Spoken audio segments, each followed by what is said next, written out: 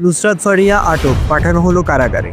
বৈষম্য বিরোধী আন্দোলনের রাজধানীর ভাটারা থানায় হত্যা চেষ্টা মামলায় চিত্রনায়িকা নুসরাত ফারিয়াকে কারাগারে পাঠানোর আদেশ দিয়েছে আদালত। একই সঙ্গে তার জামিন শুনানির জন্য আগামী 22 মে ধার্য করেন আদালত। সোমবার সকালে তাকে আদালতে হাজির করে মামলার তদন্ত কর্মকর্তা ভাটারা থানার উপপরিদর্শক বিল্লাল ভুইয়া কারাগারে আটক রাখার আবেদন করেন। আসামির পক্ষের আইনজীবীরা তার জামিন আবেদন করেন। রাষ্ট্রপক্ষের জামিনের বিরোধিতা করা হয়। উভয় পক্ষের শুনানি শেষে ঢাকার মেট্রোপলিটন ম্যাজিস্ট্রেট নাজনীন আক্তার তাকে কারাগারে পাঠানোর আদেশ দেন। গতকাল রোববার নুসরাত ফারিয়াকে ঢাকার হযরত শাহজালাল আন্তর্জাতিক বিমানবন্দর থেকে আটক করে ইমিগ্রেশন পুলিশ। আইডেন যাওয়ার সময় বিমানবন্দরের ইমিগ্রেশন চেকপোস্ট থেকে তাকে আটক করা হয়। পরে তাকে গ্রেপ্তার দেখানো হয়। নুসরাত ফারিয়ার বিরুদ্ধে ভাটারা থানায় করা একটি মামলায় গ্রেপ্তারি পরোয়ানা ছিল। জুলাই-আগস্টের সময় ওই মামলায় তাকে হত্যা চেষ্টার অভিযোগে আসামি করা হয়। ভাটারা থানার পুলিশের একটি সূত্র জানায়, আটকের পর নুসরাত ফারিয়াকে থানায় আনা হয়েছিল, তবে থানায় তাকে না রেখে পরে গ্রেপ্তার দেখিয়ে ডিবি কার্যালয়ে পাঠিয়ে দেওয়া হয়। উল্লেখ্য, নুসরাত ফারিয়া বঙ্গবন্ধুর বায়োপিকে সাবেক প্রধানমন্ত্রী শেখ হাসিনার চরিত্রে অভিনয় করেছে। একই ছবিতে বেগম ফজিলাতুন্নেছা মুজিবের চরিত্রে অভিনয় করেছিলেন বর্তমান উপদেষ্টা মোস্তফা সরোয়ার ফারুকীর স্ত্রী নুসরাত ইমরোজ তিশা।